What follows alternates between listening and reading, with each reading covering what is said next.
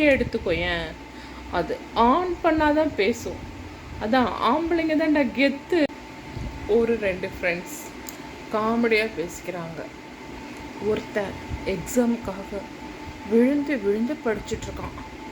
இன்னொருத்தன் சிரிச்சிட்ருக்கான்.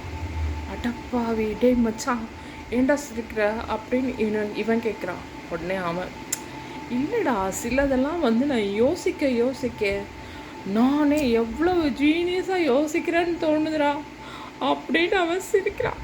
உடனே இவன், டேய் நீ சொல்லு, நீ ஜீனியஸாக யோசிக்கிறியா இல்லை வேற மாதிரி யோசிக்கிறியான்னு நான் சொல்கிறேன் அப்படின்னு இவன், இல்லைடா இப்போ ஒரு மைக்கே எடுத்துக்கோயேன், அது ஆன் பண்ணாதான் பேசும்.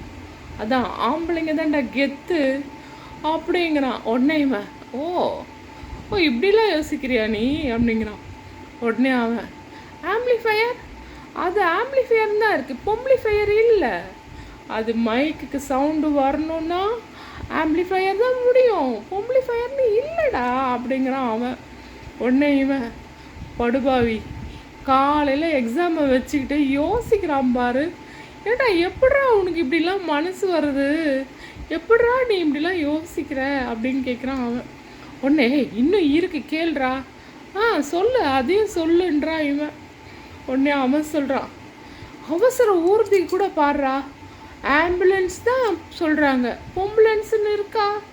அட பாவி, ஓ அப்படி கூட வச்சிருக்கலாமோ, ஏன் வைக்கல இவன் கேட்குறான். உடனே அவன் சொல்கிறான், டேய் அவளுங்க சீவி சிங்காரிச்சிட்டு வர்றதுக்குள்ள அவன் போய் சேர்ந்துருவான்டா அப்படிங்கிறான் அவன்.